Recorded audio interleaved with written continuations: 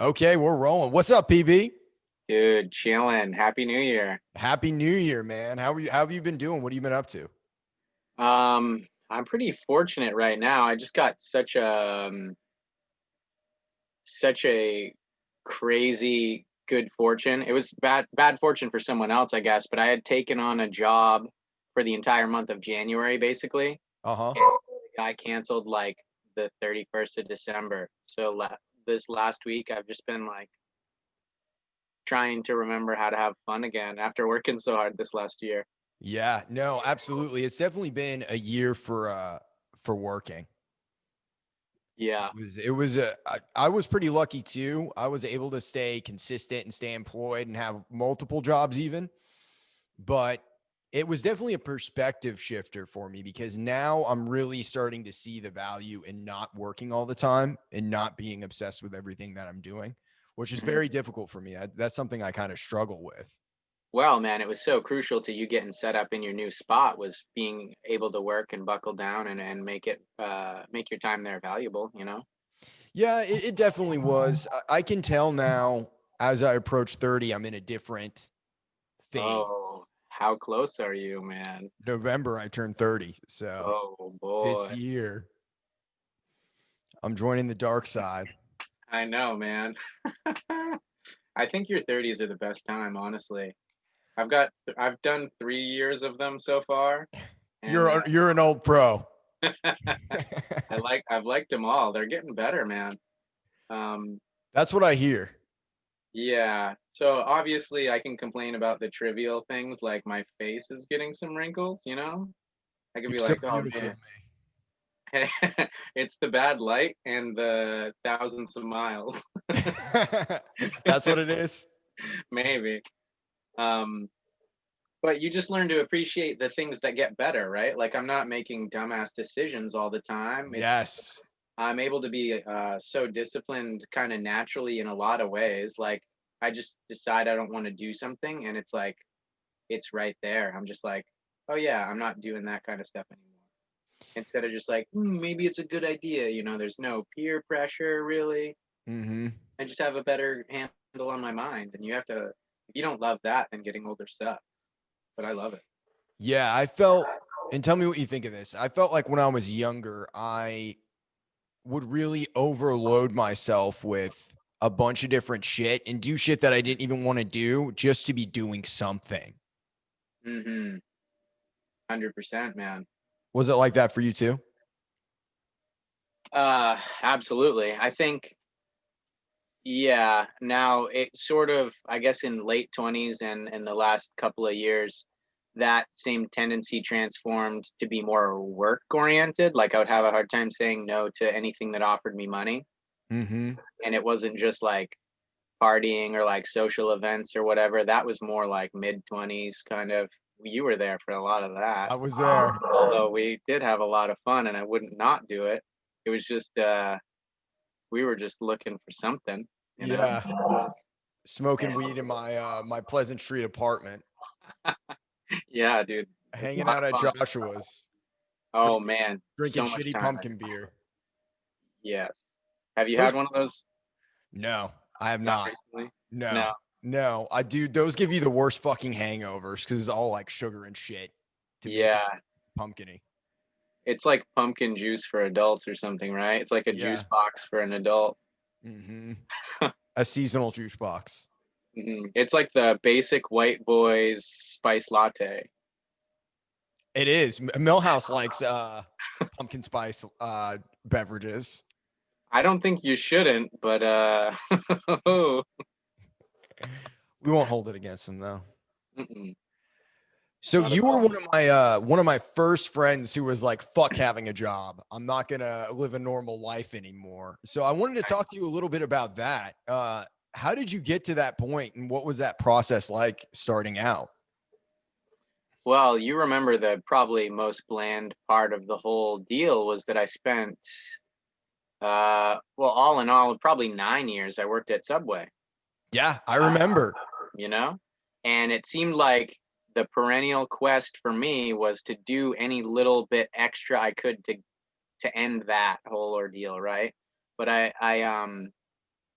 I pretty much always kept the job, but I felt like every summer I'd be like, all right, what can I do that gets me way more money or has me working less? So I like went away from that a few times and did some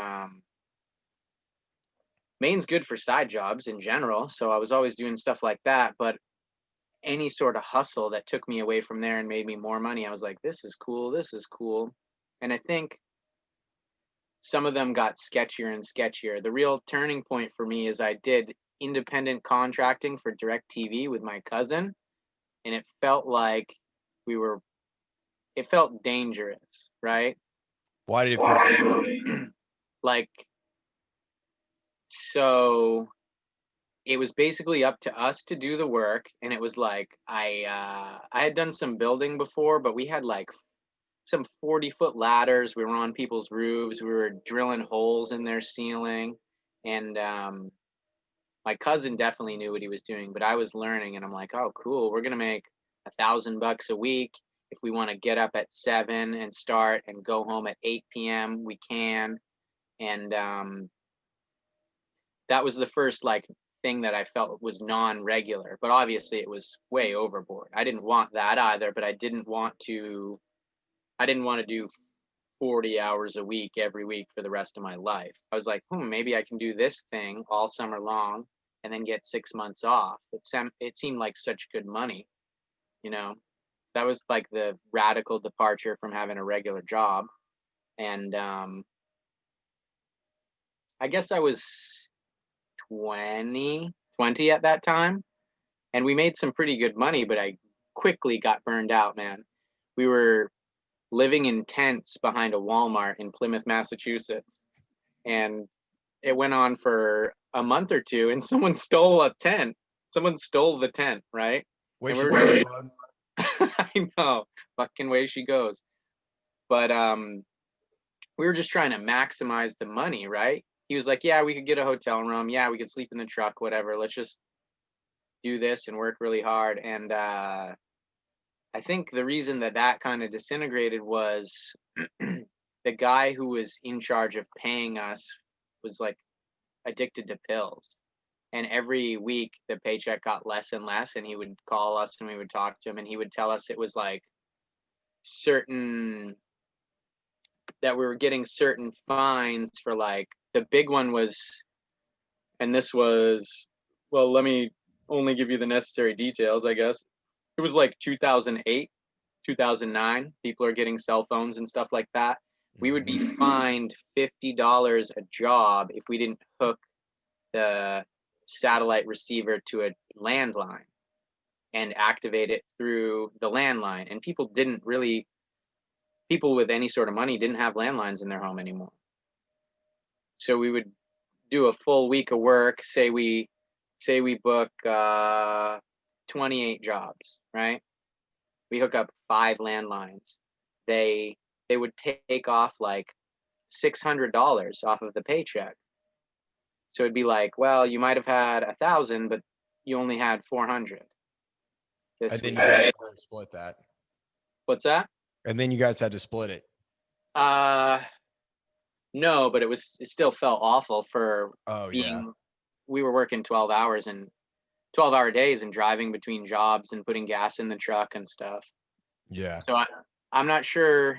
It wasn't obvious that he was hosing us, but it was obvious that it was way too much work. For little pay. Yeah.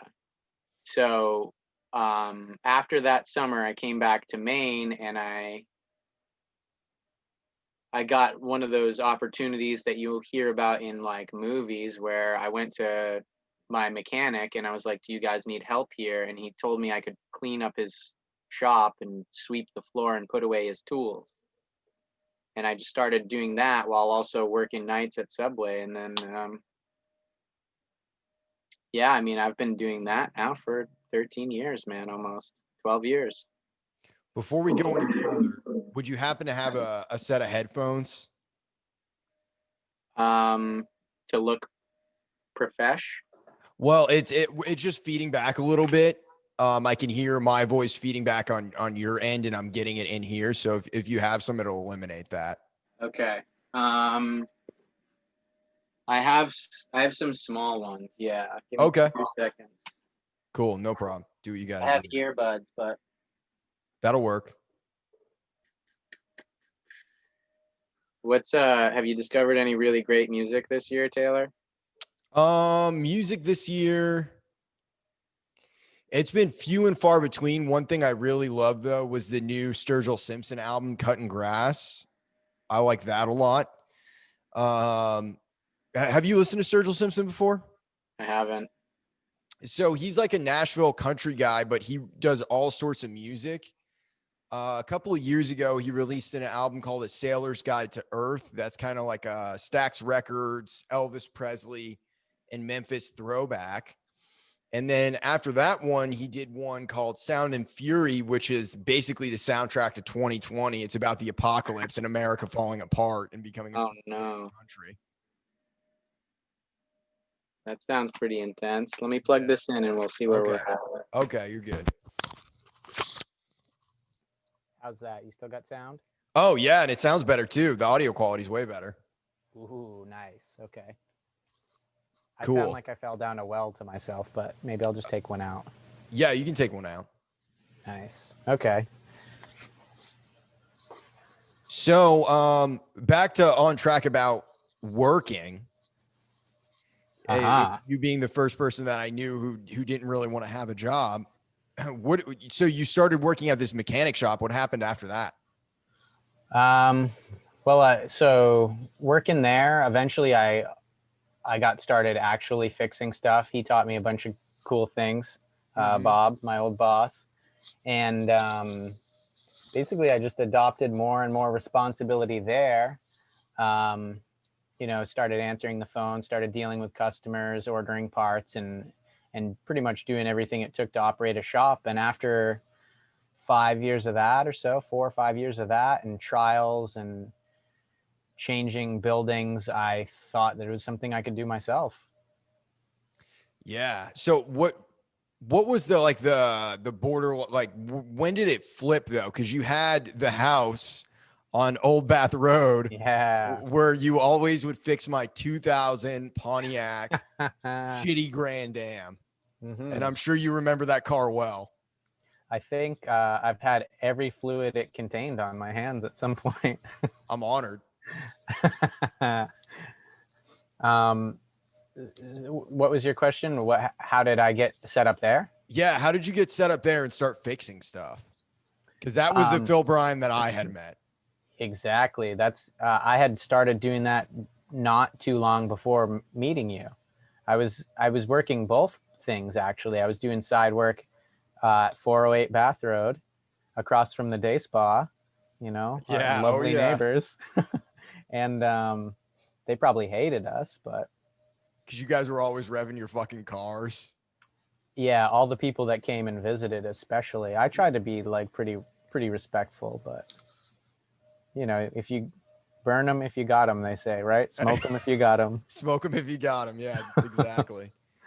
So yeah. I have such vivid memories of going to see you in that shop and it being like 9 degrees out and we're all huddled in there and everybody's working on someone's car. Because yeah, it was like a 4-bay garage, 3-bay garage. 3-bay, yep. Yeah. And Yeah, you guys had the shitty heater that was in there that didn't really work. oh my god, you mean it was like a red light basically? Yeah. Yep. Yeah, those were some good times, dude. Oh wait, no, that one actually had the thing on the wall with you had to like light it every time, and it was always sketchy about whether it was gonna turn on or blow up. Uh-huh. Was that? Yeah, I remember that. I remember Um, that. And all my crushed Rockstar cans that I had in there. Dude, that was fun. So I was doing the side work there and helping you out and helping people out. That's when I met a lot of my current friends. I met a lot of people in that time that I still love. Love seeing you, man. Yeah, for sure. Absolutely. Heck yeah. And so I had TJ and Josh were in there as well. And we were kind of trying to build hype and get things fixed there and just do a good job, learn how to do a good job. And part of the struggle with that is it looked like crap. We had a bunch of broken stuff in the yard, and couldn't afford to heat the building. You know, we had to invite all our friends over so no one froze to death. I always remember just like 9 people being in there. Someone's working on one car, someone's working on another car, and we're all just kind of huddled in there. Yeah, misery. That's, you can do that stuff when you're, 25, 26, but I don't want to, not where I'm at now. It gets old after a little while. Mm-hmm. What is the importance to you of being a self-employed person and kind of doing your own thing? It's funny, I think, because you might imagine that the importance is being able to set your own schedule and stuff and that probably is the most important thing is to have a flexible life, right? Where you can operate on the basis of what you're feeling like, I guess. But I find that I get a lot of value out of helping people and doing work. So it's not like I work any less, but the ability to say no is there, which is pretty cool. I just don't use it very often. It's nice to know I can. Yeah, I agree with that too. It's kind of similar to me. I think for me, it's really about, because I had to figure out how to make my life work in a congruent way with all the things that I was doing. Mm-hmm. So doing the podcast, doing music, and I'm willing to work jobs. I'll work a job if it fits into my life. If it doesn't, then I don't want to do it. I'm not interested in it. I think I learned in my 20s how to set boundaries with money. Like, when is it worth it versus when is it not worth it? And most of the time it feels not worth it. I'm like, I'm not going to do that. Like, you're not going to adopt or take on extra work for like small amounts of money. Yeah, because my time is valuable. It's like every month I somehow make things work and I can put it all together. I remember you were one of the first people that I called when I said I didn't want to have jobs anymore. And you were like, yeah, don't have a job. I actually found, I found my first finance journal, and I was thinking the other day about how long I've been doing it, because I don't know how you manage your finances right now, but I have a little leather book with, that I just put like moleskins or whatever blank Goodwill journals I find, and I just keep track of what I'm spending.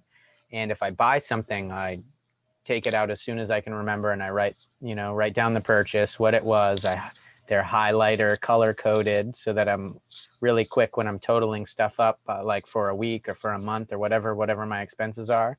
They're just highlighted in whatever color that category is, bills or business related or whatever. Snacks is an important one. Snacks is a yellow highlighter, and that's food that I ate but didn't need to eat. So you really break it down into what is important versus what is not important. Yeah, I never want the yellow snack highlighter category to be larger in a week than the pink grocery category. So if I'm eating more snacks than groceries, I'm fucking it up, man. So that's yellow's for kombucha, right? Kombucha would get a yellow mark. Seltzer water, ice cream, gummy bears, and if I go out to dinner too, so that one's kind of a stress. But the original point was I started in 2011 and I saw my first primitive accounting journal. And what did you think looking back on it? It was basically the same. It's not changed much. The color coding's new. The level of detail is better. Like if I spend $2 on a book at Goodwill, I'll write, $2 book. Like I try to make it as exact as possible, but I didn't know I had been doing it for so long. It just became natural at some point, and I forgot when I started. When you first started, was it something that was intimidating or something that you didn't know much about, or how was that in the beginning? I honestly can't remember. I just knew I didn't want to be broke. I think my original thought was that if I wrote it down, I would feel more guilt about the money I spent. You know, I'd be like, oh, that's too much. But if you take some money in and it just goes away, you're just like, dang man, life's just beating me, you know? Like, I don't know what's happening. If you write it down, you're like, how the fuck did you eat 2 pints of ice cream this week? And why? Well, you know, what are the circumstances? You have to think about it instead of just like, you know, otherwise you'd throw them away, never see them again. You'd be like, well, I guess I have no money again this week. Figures, you know, life sucks. My job sucks, blah, blah, blah. Just you externalize it completely. Oh yeah, for sure. I think with money, it's often a taboo topic. Not a lot of people want to talk about it because it makes them uncomfortable. It's like we're always taught as kids, you know, this is private, that you keep this to yourself. It's like pooping or masturbating or any of that stuff. Yeah. I'd say, wow, it might even be more rewarding than those two things. Then those Which two makes it things even more private. at the same time. Yeah. So talk to me a little bit about the state of America right now, PB. What do you think about it? I'm not paying a whole heck of a lot of attention, man. You are, yes? Yeah, I am. It depends on the day for me. It's just like a train wreck I can't look away from. Oh, well, yeah. I think that's the sense I get, and it's also kind of what I think the end result of a train wreck is what will get it out of the state it's in, right? Like things might just get dramatically worse and worse, or everyone has to stop what they're doing and let it recover naturally. It just seems weird. It's like something you can't force it to end. You know, the train has to hit whatever it's going to hit by itself. Interesting. Yeah, that's kind of where we're at right now, where it's like, is this the apocalypse and are we all going to die, or are things going to be okay? I don't know, man. Have you put a down payment on a yurt or anything? No. I have emergency yurt money though. Okay, so you'll be fine. Yeah, I'll be fine, dude. Yeah, they'll never find you out in the Tennessee woods. Go hide in the Smokies or something, huh? Yeah, exactly. Hide out in the mountains. Take some of the cold sleeping skills you learned up here in the north and apply them. Oh, yes. Okay, we should tell that story. Sure, I'd love to. So you came down to visit me in Nashville. It was not long after I got there. What time of year was it? Were you here January, February sometime? I believe it was March or something. Because it was a little cold, but it was dramatically better there than it was here. Yes. It was March. So we went to the bus station because I didn't have a car at the time. Mm-hmm. And we were going to take a bus to this restaurant that is no longer there called the Family Wash. And while we were waiting at the bus stop, a gentleman came up to us. What did he say to us? Oh, man. The first thing he said to us was, oh, was it, I thought I told you not to come here anymore? Yeah, yes. That's exactly what he said. And we were both confused, like, what are you talking about? We didn't know what he was saying. Yeah, like we had some doppelgangers there, and maybe he thought that he really told us to leave at one point. Yeah. And then what did he say after that? I don't remember the next thing, but I know I was getting real nervous real quick. Yeah, I was too. I was like, he started talking about, we were just talking to him and being nice to him, but we were definitely getting the creeps. Like, we need to get the fuck out of this situation. yeah. And he came up to us and he was saying, he was asking us if we could sleep in the cold. Yeah. Well, so I think one of us, probably me, kind of naively told him that we were from Maine. Yes. Because I was like, all right, yeah, I'm nervous. Let's have a normal conversation with him. It doesn't have to escalate, you know? He was looking for escalation. I believe so. Rapid escalation. Rapid escalation. Yeah. So yeah, we decide to piece the fuck out of there. We run across the street to Kroger and we get an Uber to take there. It's dead. Because I had always heard the bus was sketchy at night in Nashville. And I hadn't ridden it at night before. Because the way I first got around when I got here was purely by bus. and it was clearly very sketchy that night. I I felt like he would have tried to stab us or something, or take our wallets or something. There were some serious stab vibes getting thrown around. Yeah. I had just trusted. I was like, oh, Taylor's from here. He's chill. Where nothing bad's gonna happen. He knows how to deal with disgruntled bus riders in the night. I was like, oh, we're fine, except for we're not. Yeah. And that's when I was like, we need to get the fuck out of here. We're just going to take an Uber there. Yeah, that was the right move, I think. I Yeah. don't want to be stabbed. Yeah. No, I don't want to be stabbed either. But you know what?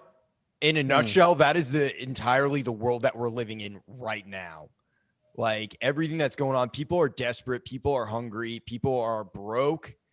And we're really seeing that everything that the way it was in America isn't really working anymore. Yeah. Yeah, you feel that, especially being in a city? Yeah, for sure. Absolutely. You know, I haven't particularly felt unsafe per se. I mean, but you can definitely tell people are tense. There's a mood, there's a vibe. It's a little chill here. You know, like, well, obviously there's problems with what's happening, but it's almost, we're so remote that it's like just ripples of the problem, and I don't see them day to day. You know, I just try to not go shopping very often, and you know, things are only weird when I go to town. When I drive 20 minutes away, you know, there's something different happening. You can feel it in town. Yeah, and it's just it's been so easy to just like work on things though here, because I would say the worst side effect in a place like this is you have as much desire to have personal relationships with people, and they're not the opportunity, you know, like the only time I really see people now is at the grocery store. So I've been trying to buckle down, especially this last week where I found myself with not as much to do. I've just been like drawing and playing guitar and trying not to spend all my money, and you know. It's been a strange time. When all of this first started, I took like a break from doing anything because I was looking at it and I was like, shit, I've been out of high school for 10 years now. And life just flew the fuck by. So like the first couple of weeks when we thought every other person was going to die, I wasn't really doing anything. You know, everything was on standstill. Plus we had that tornado in Nashville before that. So it was already kind of like that. And afterwards, I slowly started deciding like, okay, I need to figure out what I'm doing with myself, and I have to get busy again. And I have to find things to keep me occupied, because the world, the way it is, I can't busy myself with the outside world right now because it's such an easy distraction to just go out and be like, oh, I'm going to work, or I'll just drive for Uber and Lyft, or oh, I'll do this, I'll do that. All of a sudden, all that was taken from me. And luckily I was in the financial position to be able to do that, but I just was able to take a step back and really look at my life, what was working for me and what wasn't.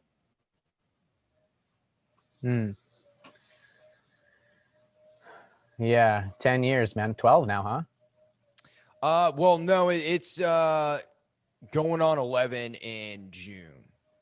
Yes. Okay. Well, I'm fortunate that you could, you're fortunate that you could just take a chill from everything. Yeah, man. A lot of people aren't in that position, and everybody's really desperate right now. It's sad to see. And then of course, fucking the Senate being like, yeah, no $2,000 checks. Go fuck yourselves. Dude.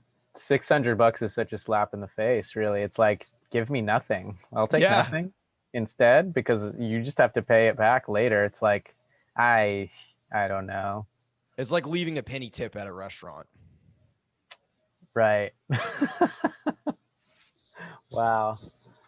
That's a little more. Yeah. I mean, I think it's okay, right? Because the intention is for it to be a stimulus.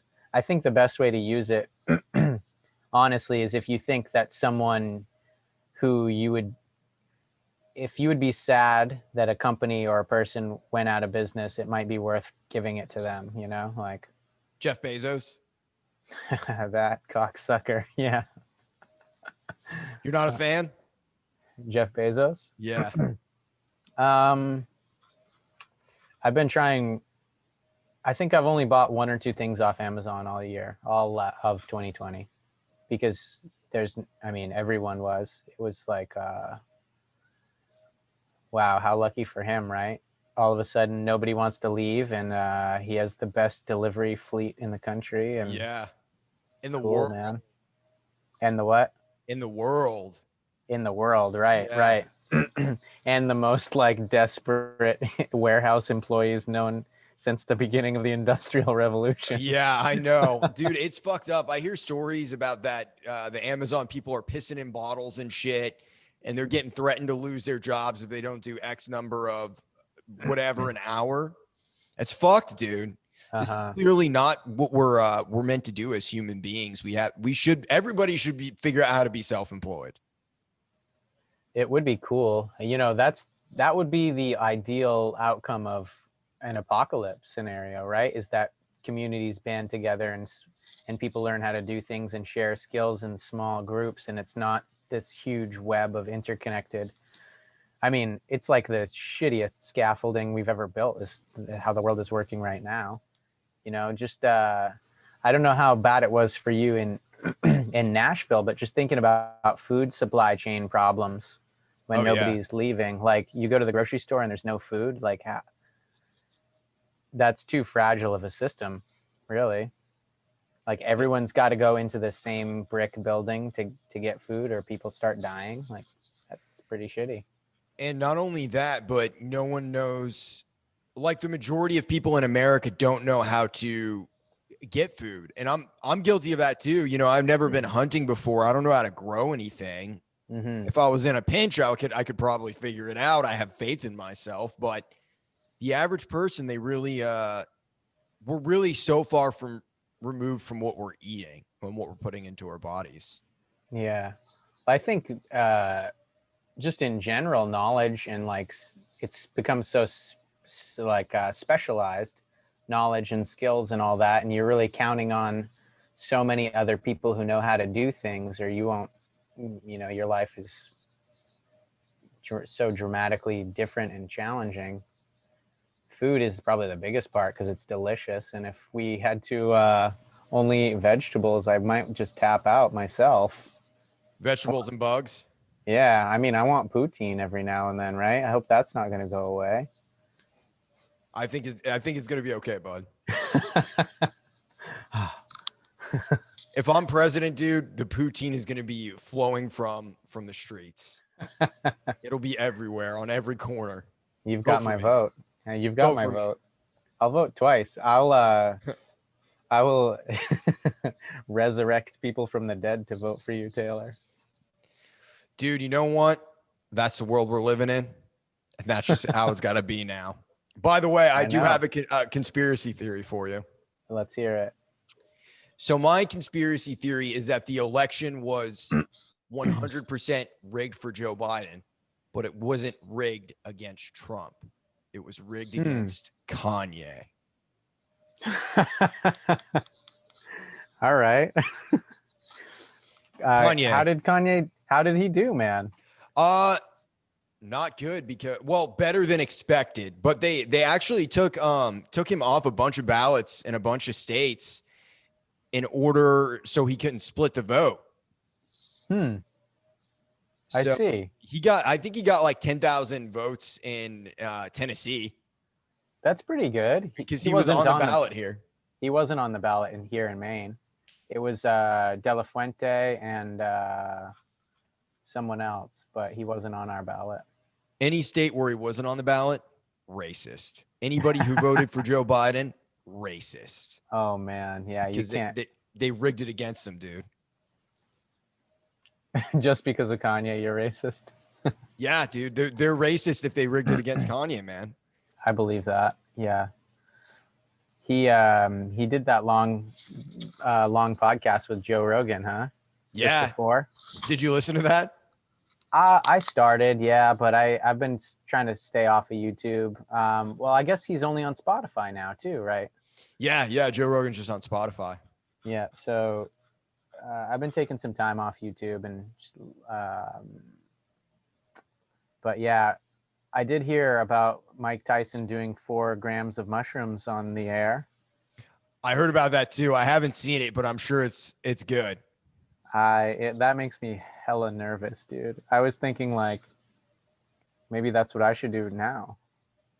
4 grams of mushrooms. Absolutely, dude. You know what? Another first thing that I did with you was you gifted me some mushrooms. Do you Oh, remember hell that? yeah. I do. It Yeah, was the man. first time I took mushrooms. I took them with Ned, and we walked around Portland, and it got weird. The whole world got weird. It made Mm. sense and didn't make any sense at all. Oh, man. That's such a beautiful effect of them. I did a lot this weekend too, man. Did you learn anything? I learned how to manage partier's guilt very effectively. What is partier's guilt? It's when you, so no doubt you've felt this sensation before, but when you get up in the morning and you feel like you have a lot of things to apologize for, you know? Oh yeah, like you drank You're too like, much, you were too loud. yeah. So I feel like it's kind of like a side effect of not trusting yourself fully, right? It's like Mm-hmm. if you're a seasoned partier, you're like, oh, whatever I did, you might trust that you did it for entertainment purposes, or you're just so okay with yourself. You're like, oh yeah, well, you know, whatever. I wasn't hurting anybody. I didn't want to hurt anybody. I didn't want to say anything rude, mean, loud, whatever. Didn't want to try to wrestle my friend awake when he wanted to sleep. You know, that wasn't something I did to be hurtful. It was for fun. I was trying to have fun. So I didn't mean to hit that old lady with my car when I was drunk. Stuff like that, right? right, it's like that wasn't you. The spirits commanded that, you know. The dark spirits. The dark spirits. Yeah. So I was feeling a lot of like dark energy in my life this last, partly as a side effect of just buckling down and working so hard. I think I felt like I was losing touch with the part of my personality that could casually have fun. You know what I Mm-hmm. mean? So I was like, I was real nervous that I was going to overdo it by trying to like retrain myself, you know, let like just learn how to cut loose really fast, and I was going to go way overboard. But so basically I did drugs all weekend just now, you know, in a safe, controlled environment, socially distant, on a small lake house in Maine, you know, Western Maine. And it was cold as balls. It was pretty cold, but there was a hot tub, which was a bit of reprieve. But yeah, I mean, what was the point of the story was that mushrooms, I think that little bit of understanding you get can help you trust yourself and know that you're not up to no good, right? You're just a human trying to have an experience, and yeah, and just be ready to apologize, I guess. Things get bad, you know, be ready to own up to it, and trust that you're not actually an evil person. Maybe you just take it too far sometimes. It can happen to the best of us. Yeah. I've learned some ugly shit about myself on mushrooms. I remember one Halloween I took some and I went to this show and everybody was in a costume. It was for this band, Backup Planet. They were playing at Exodus here in Nashville. And I took them. I took a lot of them. I don't even know how many I took, but my hands started feeling heavy. And I never felt that before taking mushrooms. Old heavy hands. Yep. And I just started tripping my fucking balls off. And there was this moment where I was like, oh shit, everything I'm doing, all the bad stuff that I'm doing, it's like I'm choosing to do that. Mm-hmm. I'm choosing to do that. It was like a layer of reality got stripped away. And I just saw the ugliness for what it was, you know, whether it's a way I treat someone, how I think of myself, all that stuff. Just, I got flown into a fucking fired out of a rocket, dude. Wow. Yeah, and I think did it made you feel better or more peaceful that you knew it was a choice and it just wasn't like out of your control anymore, or? No. So it made me feel worse realizing it was a choice. Oh, I felt like I had to deal with that fact and come to terms with it before it could get better. You know what I mean? okay. So it was just an eye-opening experience. You saw the ugliness. Yes. Hmm. Well, I think that's why a lot of people are scared to do them, because that's a necessary part of healing sometimes.